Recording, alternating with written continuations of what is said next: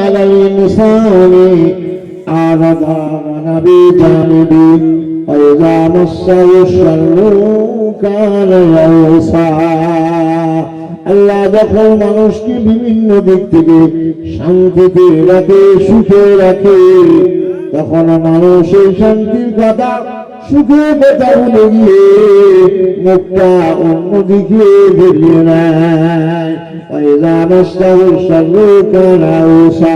যখন বিপদ মুসিবত এসে যায় তখন আল্লাহর বান্দা হাইটা করতে থাকে। সে আল্লাহ মনে করে হবে না, আল্লাহকে স্মরণ করুন। আজ মরণের পরে আমার আল্লাহ ছাড়া আর আমাদের কেউ থাকবে না। কবরের কথা চিন্তা করুন, সেই কবরে তিনটি প্রশ্ন হবে। মান রাব্বুকা মা দীনুকা ওমান নবিয়ুকা, তোমার প্রভু কে ছিল? সর্বপ্রথমে প্রশ্ন হবে যে আল্লাহ নামের আমরা জিকির করছি সেই সম্পর্কে জিজ্ঞাসা হবে তোমার প্রতিপালক কে। যদি আজকে আমরা সেই আল্লাহ প্রেমিক হই যদি, তাহলে সেই জায়গা আমরা বলে দেব আল্লাহু রাব্বি, আমার প্রতিপালক হলো আল্লাহ। মা দীনুকা, তোমার ধর্ম কি ছিল বলো, তোমার ধর্মের নাম কি ছিল বলো। যদি আমরা ইসলাম ধর্মের অনুসারী হয়ে থাকি তাহলে আমরা সেই জায়গা বলব দ্বীনুল ইসলাম, আমার ধর্মের নাম হল ইসলাম। আমার নবিয়ুকা, তোমার নবী কে ছিল একবার বলো।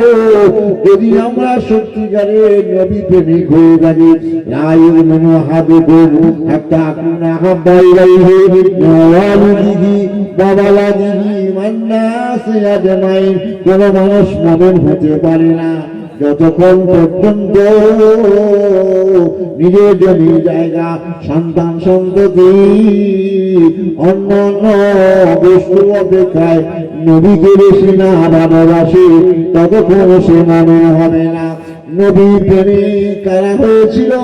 আবু বকর হয়েছিল, ওমর ফারুক হয়েছিল, ওসমান গনি হয়েছিল, আলী কাল্লামাল্লাহ ওয়াজুরা হয়েছিল, অসংখ্য সাহাবায়ে কেরামরা নবী প্রেমিক হয়েছিলেন।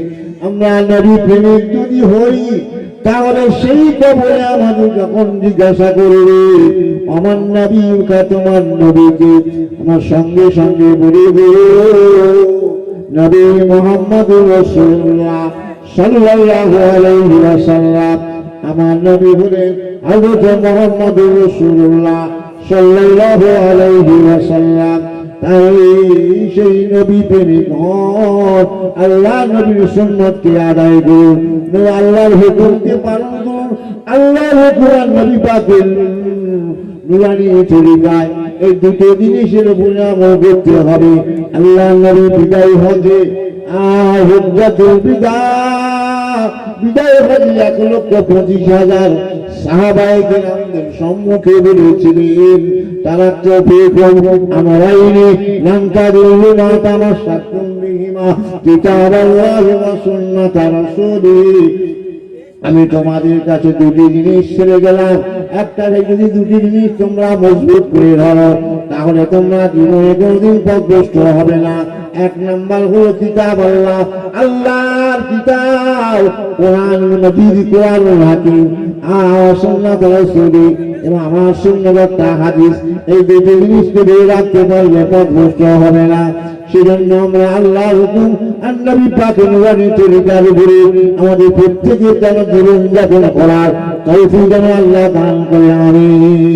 আবার আমি আমার কলবের দিকে মতওয়াজ্জহ আছি, আমার কলবের জন্য পেশার দাদা প্রিয় কলবের সিলাই আল্লাহ পাকের আশিক দিয়ে মতওয়াজ্জহ আছে। আল্লাহ পাকের আশিক হইতে হযরত আদম আলাইহিস সালামের তওবা মাকামের ফয়েজ আমার কলবে আসুন। সকলে আমি নিজে গুনাহগার, সেই গুনার জন্য আমরা সকলে তওবা করি। রব্বানা, সকলে বলি রব্বানা যালামনা আনফুসানা ওয়া ইন লাম তাগফির লানা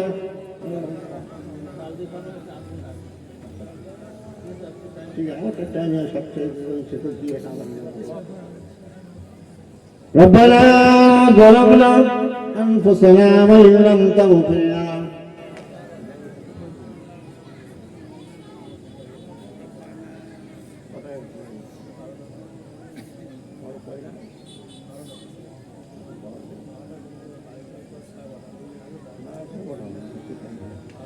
ربنا ظلمنا أنفسنا وإن لم تغفر لنا وترحمنا لنكونن من الخاسرين সকলে বলুন সব ভুলের জন্য গুনার জন্য তওবা করি আল্লাহ পাক তওবা গ্রহণ করে আমার আদম আলাইহিস সালাম তিনি একটু খতা করেছিলেন ভুল করেছিলেন সেই ভুলের জন্য 350 বছর আল্লাহ পাকের দরবারে কেঁদেছিলেন গুনাহ সেই খতা মাফ হয়নি তওবা কবুল হয়নি অবশ্যই আখিরি জামানার নবী আমার আপনার নবী হযরত মুহাম্মদ জনাবে মুহাম্মদ রাসূলুল্লাহ সাল্লাল্লাহু আলাইহি ওয়াসাল্লাম ওসিলা দিয়ে দোয়া চেয়েছিলেন আল্লাহ পাক খতাকে ভুলকে maaf করে দিয়েছিলেন সেজন্য সেই আদমের সন্তান আমরা আদমের ছেলেরা আমরা যদি আমাদের সকলের পিতা আদমের আল্লাহ ক্ষমা করে দেয় তাহলে আমাদের কেন ক্ষমা করবে না ঠিক না বারবার করতে এই দোয়াটা পাঠ করেছি রব্বানা যালামনা أنفسنا وإن لم تغفر لنا وترحمنا لنكونن من الخاسرين ربنا يا ما প্রতিপালক যালামনা জুলুম করেছি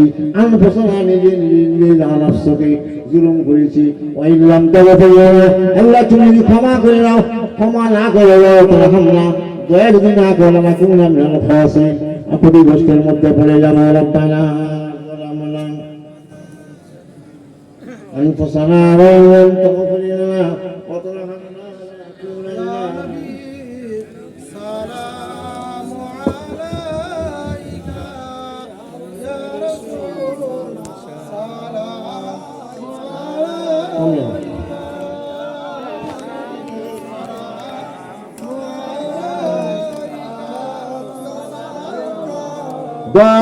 দয়াময় রহমান যিনি